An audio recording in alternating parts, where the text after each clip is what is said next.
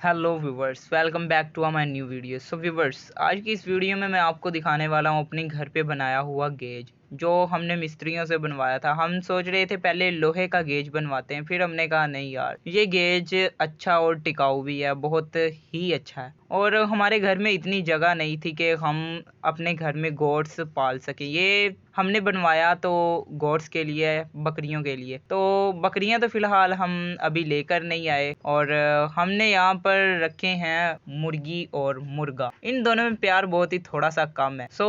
अभी जब तक बकरियां नहीं लेते, फिलहाल हमने यहाँ पे मुर्गियां रखी हुई हैं, और जब बकरियां ले आएंगे तो फिर इनके लिए एक अलग से गेज बनाएंगे। तब तक हमने इनको रखा हुआ है। हमने बकरियां लेनी है ताकि वो ब्रीड करें और आगे आगे थोड़ी सी उनकी नस्ल बढ़े, और जब उनकी नस्ल बढ़ेगी तो हमारे लिए फ़ायदा होगा। ये आप देख सकते हैं कितना कमाल का गेज बना हुआ है। इस पे काफ़ी खर्चा हो गया हमारा, तकरीबन 10-15 हज़ार खर्चा हुआ है इसके ऊपर। जैसे कि महंगाई का दौर है, इतना खर्चा तो हो ही जाता।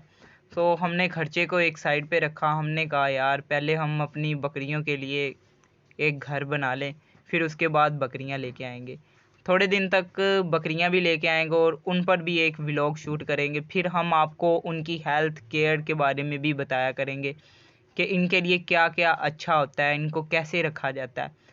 फ़िलहाल तो हमने यहाँ पे मुर्गियाँ रखी हुई हैं। ये मुर्गियाँ बहुत फ़ायदे वाली हैं। ये आप देख सकते हैं, ये असील मुर्गियाँ हैं। एक मुर्गा और एक मुर्गी है। इनके जो बच्चे होते हैं वो भी अच्छे दाम पे सेल हो जाते हैं। अगर हम इनको भी सेल करना चाहें तो ये भी घाटे का सौदा नहीं होगा। फ़िलहाल हमने तो ये बच्चों के लिए रखी हुई हैं। जब ये अंडे देंगी तो इनके जो बच्चे होंगे वो हम सेल करेंगे।